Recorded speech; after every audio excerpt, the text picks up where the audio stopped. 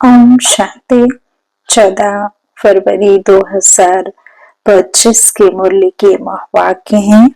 आज के मधुर मुरली का सार है। मीठे मीठे प्यारे प्यारे श्री बाबा ने कहा, मीठे बच्चे, तुम्हें श्रीमत मिली है कि आत्म अभिमानी बन बाप को याद करो। किसी भी बात में तुम्हें आर्ग्यू नहीं करना है। प्रश्न है, बुद्धि योग स्वच्छ बन बाप से लग सके उसकी युक्ति कौन सी रची हुई है। उत्तर में बाबा ने कहा, 7 दिन की भट्ठी। कोई भी नया आता है तो उसे 7 दिन के लिए भट्ठी में बिठाओ, जिससे बुद्धि का किचड़ा निकले और गुप्त बाप, गुप्त पढ़ाई और गुप्त वर्षे को पहचान सके। अगर ऐसे ही बैठ गए तो मूंझ जाएंगे, समझेंगे कुछ नहीं। क्योंकि ए से जेड तक जब हम पढ़ाई पढ़ लेते हैं तभी फिर हमें 2 का जोड़, 4 लेटर का जोड़, फिर ऐसे धीरे धीरे सेंटेंस बनाने शुरू होते हैं।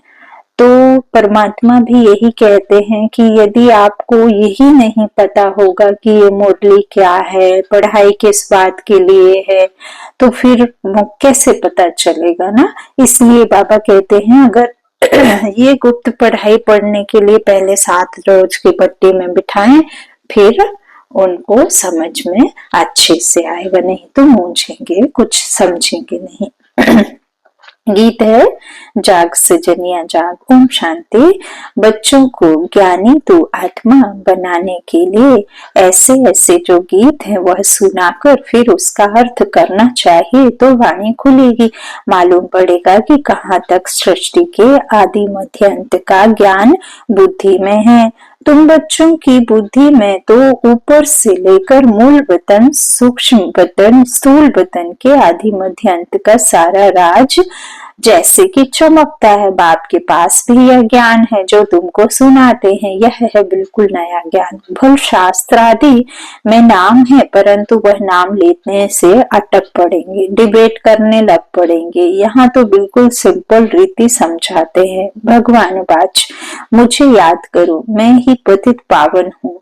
कभी भी श्री कृष्ण को व ब्रह्मा, विष्णु, शंकर आदि को पतित पावन नहीं कहेंगे। सूक्ष्म वतन वासियों को भी तुम पतित पावन नहीं कहते हो, तो स्थूल वतन के मनुष्य पतित पावन कैसे हो सकते। जब देवी देवता नहीं है पतित पावन, तो भला मनुष्य को तो कह ही नहीं सकते। यह ज्ञान भी तुम्हारी बुद्धि में ही है। शास्त्रों के बारे में जास्ती आर्ग्यू करना अच्छा नहीं है, बहुत वाद विवाद हो जाता है, 1-2 को लाठियां भी मारने लग पड़ते हैं। बाबा कहते, जब कोई शास्त्रों की या किसी भी तरह से बात करे तो ज्यादा आर्ग्यू नहीं करो, है ना। क्योंकि बाबा कहते हैं फिर वो अपना खींचेंगे, हम अपना बताएंगे तो उन्हें विश्वास नहीं होगा, तो फिर इसकी वजह से फिर लाठियां आदि भी चढ़ जाती। वो तो विश्वास की बात है ना। तो बाबा इसीलिए कहते हैं कि देखो, 1-2 को लाठियां भी मारने लग पड़ते हैं। तुमको तो बहुत सहज समझाया जाता है। शास्त्रों की बातों में टू मच नहीं जाना है। मूल बात है ही आत्माभिमानी बनने की। यहाँ बाबा कहते हैं इस ज्ञान के डिटेल में भी ज्यादा नहीं जाना है। सिर्फ हमें ये बाबा कहते हैं कि सबको ज्ञान देना है कि 2 बाप का परिचय देना है। मुक्ति चाहिए तो परमात्मा को, शिव को याद करो, और जीवन मुक्ति चाहिए तो जो बाबा योग से हमारे गुण धारण करने कहते हैं, देवत्व धारण करते हैं, विकारों में गिरने से बचने के लिए, पुराने हिसाब किताब चुकतू करने के लिए जो कुछ भी परमात्मा हमें श्रीमत देते हैं, उस श्रीमत से हम दैवी गुण धारण करते हैं, पवित्र प्योर बनते हैं। 16 कला संपूर्ण जब बन जाते हैं तो नई दुनिया में जीवन मुक्ति में आ जाते हैं। तो ये 2 बातें हैं। बाबा कहते हैं मुक्ति और जीवन मुक्ति का वर्षा मिलता है, तो जो याद करेंगे वो मुक्त हो जाएंगे। जो योग में रह करके इस पढ़ाई को, ज्ञान को समझेंगे, धारण करेंगे, तो जीवन मुक्ति में चले जाएंगे। तो बाबा कहते ज्यादा आर्ग्यू करने की, टू मच बातें शास्त्रों पर करने की नहीं है। मूल बात है ही आत्माभिमानी बनने की। अपने को आत्मा समझना है और बाप को याद करना है। यह श्रीमत है मुख्य, बाकी है डिटेल। बीज कितना छोटा है, बाकी झाड़ का विस्तार है। जैसे बीज में सारा ज्ञान समाया हुआ है, वैसे यह सारा ज्ञान भी बीज में समाया हुआ है। तो बाबा कहते हैं जो कुछ भी मेरे पास है वो ज्ञान मैं तुमको देता हूँ। वैसे ये सारा ज्ञान भी बीच में समाया हुआ है, तुम्हारी बुद्धि में बीज और झाड़ आ गया है। जिस प्रकार तुम जानते हो और कोई समझ ना सके, झाड़ की आयु ही लंबी लिखती है। बाप बैठ बीज और झाड़ ड्रामा चक्र का राज समझाते हैं। तुम हो स्वदर्शन चक्रधारी, कोई नया आए बाबा महिमा करे कि स्वदर्शन चक्रधारी बच्चों तो कोई समझ ना सके, वह तो अपने को बच्चे ही नहीं समझते हैं। यह बाप भी गुप्त है तो नॉलेज भी गुप्त है, वर्षा भी गुप्त है, नया कोई भी सुनकर मूंझ पड़ेंगे। इसलिए 7 दिन की भट्टी में बिठाया जाता है। यह जो 7 रोज भागवत व रामायण आदि रखते हैं, वास्तव में यह इस समय 7 दिन के लिए भट्टी में रखा जाता है। जो तो बुद्धि में जो भी सारा किचड़ा है वह निकाले और बाप से बुद्धि योग लग जाए। यह सब है रोगी। सतयुग में यह रोग होते नहीं। यह आधा कल्प का रोग है। 5 विकारों का रोग बड़ा भारी है। वहां तो देही अभिमानी रहते हैं। जानते हो हम आत्मा एक शरीर छोड़ दूसरा लेती है। पहले से साक्षात्कार हो जाता है। अकाले मृत्यु कभी होता नहीं। तुमको काल पर जीत पहनाई जाती है। काल महाकाल कहते हैं। महाकाल का भी मंदिर होता है। सिख लोगों का फिर अकाल तख्त है। वास्तव में अकाल तख्त ही प्रकृति है जिसमें ये आत्मा बैठी है। हर एक शरीर के प्रकृति के बीच एक आत्मा जिसका नहीं है कोई काल, वो अविनाशी अजर अमर अविनाशी आत्मा अकाल तख्त पर। ऐसे नहीं है कि परमात्मा कहते हैं कि जब ये शरीर छूटेगा तो दूसरा शरीर लेगी, तब आत्मा कहीं हाथ में पैर में फिट हो जाएगी। नहीं, इसका है ही ये अकाल तख्त। तो आत्मा का काल नहीं, इसीलिए उसकी जगह को जहाँ रहती है आकर के उसको अकाल तख्त कहते हैं। ठीक है, तो प्रकृति के बीच में ही आती है जहाँ आत्मा विराजमान होती है। सभी आत्माएं इस अकाल तख्त पर बैठी हैं। यह बाप बैठ समझाते हैं। और बाप भी अगर अवतरण लेते हैं, शरीर में आते हैं, देह का आधार लेते हैं, तो परमात्मा कहते हैं मैं भी ब्रह्मा बाप के अकाल तख्त पर ही बैठता हूँ। बाप को अपना तख्त तो है नहीं, वह आकर इनका यह तख्त लेते हैं। इस तख्त पर बैठकर तुम बच्चों को ताउसी तख्त नशीन बनाते हैं। तुम जानते हो यह वह ताउसी तख्त कैसा होगा जिस पर लक्ष्मी नारायण विराजमान होते होंगे। ताउसी तख्त तो गाया हुआ है ना, विचार करना है। उनको भोलानाथ भगवान क्यों कहा जाता है? भोलानाथ भगवान कहने से बुद्धि ऊपर चली जाती है। साधु संत आदि अंगुली से इशारा भी ऐसे देते हैं ना कि उनको याद करो। यथार्थ रीति तो कोई जान नहीं सकते। अभी पतित पावन बाप से मुख में आकर कहते हैं मुझे याद करो तो तुम्हारे विकर्म विनाश हो जाए। गारंटी है, गीता में भी लिखा हुआ है, परंतु तुम गीता का एक मिसाल निकालेंगे तो यह 10 निकालेंगे, इसलिए दरकार नहीं है। जो शास्त्र आदि पढ़े हुए हैं वह समझेंगे, हम लड़ सकेंगे। तुम बच्चे जो इन शास्त्रों आदि को जानते ही नहीं हो, तुम्हें उनका कभी नाम भी नहीं लेना चाहिए। सिर्फ बोलो भगवान कहते हैं मुझ अपने बाप को याद करो। उनको ही पतित पावन कहा जाता है। गाते भी हैं पतित पावन सीताराम। सन्यासी लोग भी जहाँ जहाँ धुन लगाते रहते हैं, ऐसे मंत्र मतांतर तो बहुत है ना। यह गीत कितना सुंदर है। ड्रामा प्लान अनुसार कल्प कल्प ऐसे गीत बनते हैं जैसे कि तुम बच्चों के लिए ही बनाए हुए हैं। ऐसे ऐसे अच्छे अच्छे गीत हैं, जैसे नयनहीन को राह दिखाओ प्रभु। प्रभु को श्री कृष्ण को थोड़े ही कहते हैं, प्रभु व ईश्वर निराकार को ही कहेंगे। यहाँ तुम कहते हो बाबा परमपिता परमात्मा है, तो वह भी आत्मा ना। भक्ति मार्ग में बहुत टू मच चले गए हैं। यहाँ तो बिल्कुल सिंपल बात है, अल्फ और बे। अल्फ अल्लाह बे बादशाही, इतनी तो सिंपल बात है। बाप को याद करो तो तुम स्वर्ग के मालिक बनेंगे। बरोबर यह लक्ष्मी नारायण स्वर्ग के मालिक संपूर्ण निर्विकारी थे, तो बाप को याद करने से ही तुम ऐसा संपूर्ण बनेंगे। जितना जो याद करते हैं और सर्विस करते हैं उतना वह ऊंच पद पाते हैं। वह समझ में भी आता है। इसको स्कूल में स्टूडेंट समझते नहीं है क्या कि हम कम पढ़ते हैं। जो पूरा टेंशन नहीं देते हैं तो पिछाड़ी में बैठे रहते हैं, तो जरूर फेल हो जाएंगे। अपने आप को रिफ्रेश करने के लिए ज्ञान के जो अच्छी गीत बने हुए हैं उन्हें सुनना चाहिए। ऐसे ऐसे गीत अपने घर में रखने चाहिए। किसको इस पर समझा भी सकेंगे कैसे माया का फिर से परछाया पड़ता है। शास्त्रों में तो यह बातें हैं नहीं कि कल्प की आयु 5000 वर्ष, ब्रह्मा का दिन और ब्रह्मा की रात आधा आधा है। यह गीत भी कोई ने तो बनवाए है ना।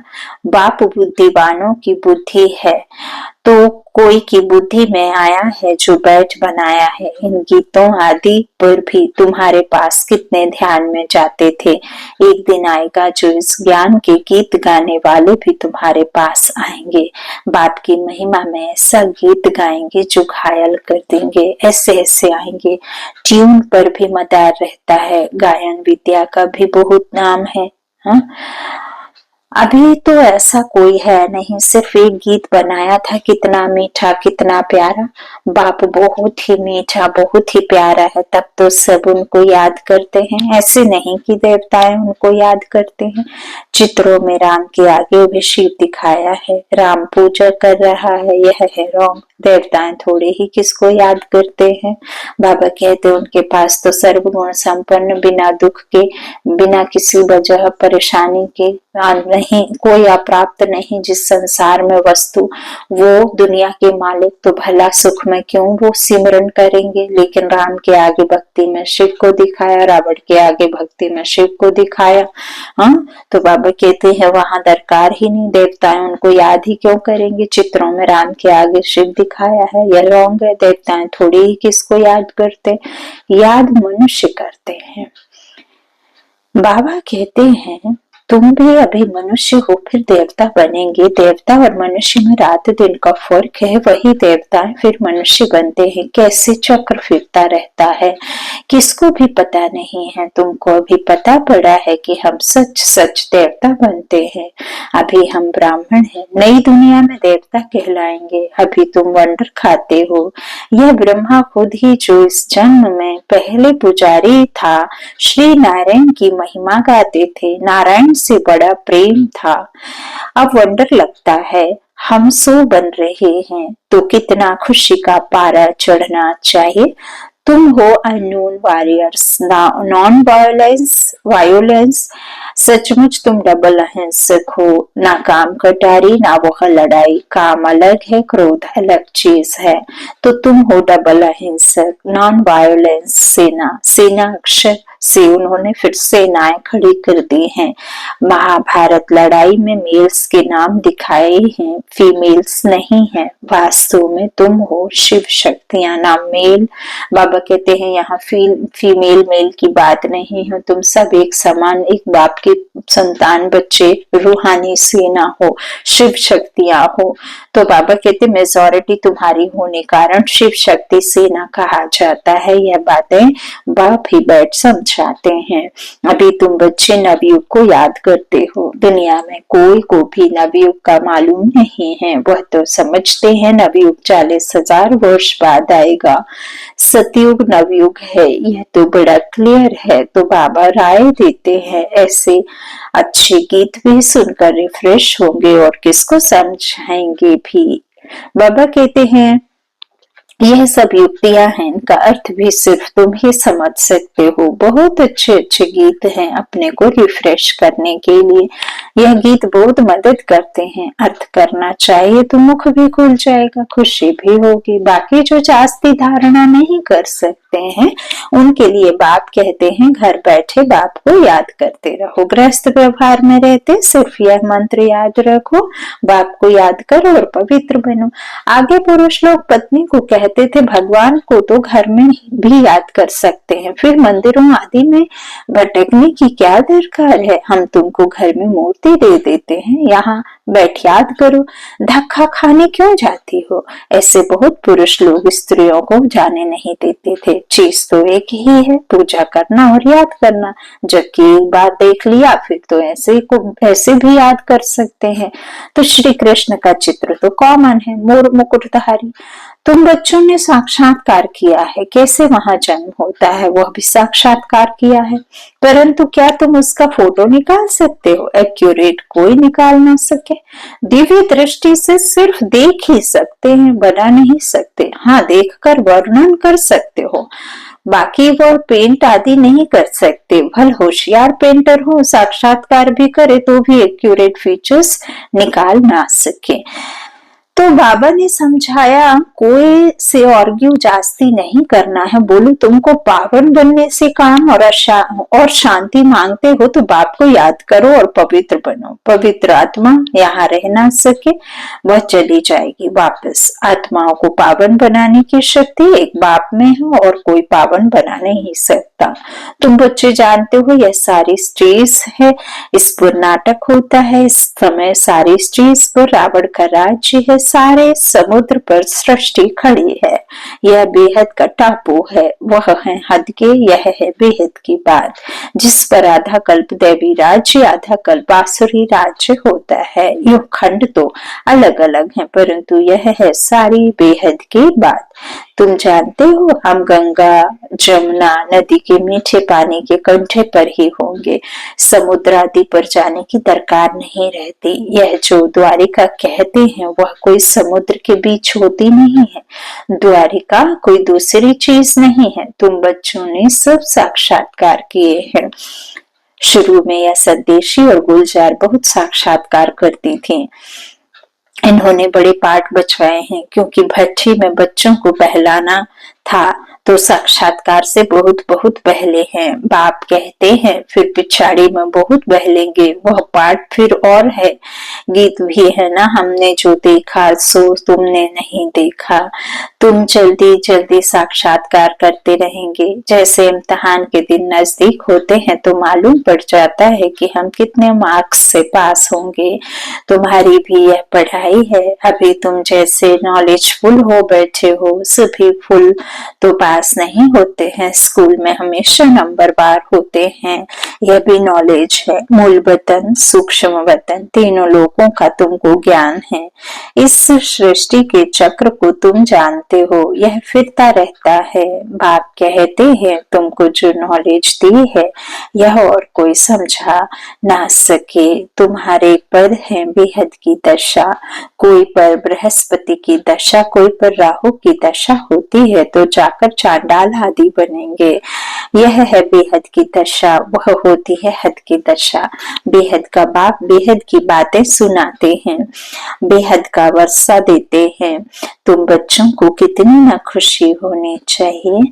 तुमने अनेक बार बादशाही ली है और गंवाई है, यह तो बिल्कुल पक्की बात है। Nothing new. तब तुम सदैव हर्षित रह सकेंगे, नहीं तो माया गुटका खा खिलाती है। तो तुम सभी आशिक हो, एक माशुक के। सब आशिक उस एक माशुक को ही याद करते हैं, वह आकर सभी को सुख देते हैं। आधा कल्प उनको याद किया है, अब वह मिला है तो कितनी खुशी होनी चाहिए। अच्छा, मीठे मीठे सिक्के लदे बच्चों प्रति माता पिता बाप दादा का याद प्यार और गुड मॉर्निंग। रूहानी बाप के रूहानी बच्चों को नमस्ते। हम रूहानी बच्चों के रूहानी माता पिता बाप दादा को याद प्यार और गुड मॉर्निंग। शुक्रिया बाबा, शुक्रिया।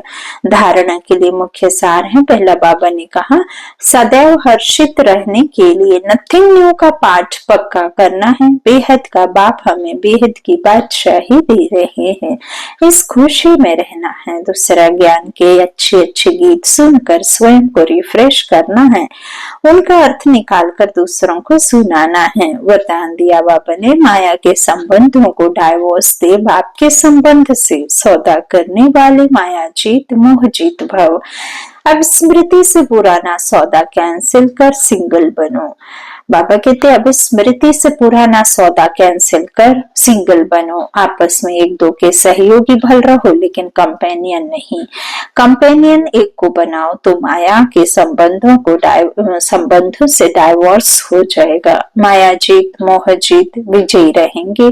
अगर जरा भी किसी में मोह होगा तो तीव्र पुरुषार्थी के बजाय पुरुषार्थी बन जाएंगे। इसलिए क्या भी हो कुछ भी हो खुशी में नाचते रहो, मरुआ मौत मल्लू का शिकार। इसको कहते हैं नष्टो मोहा।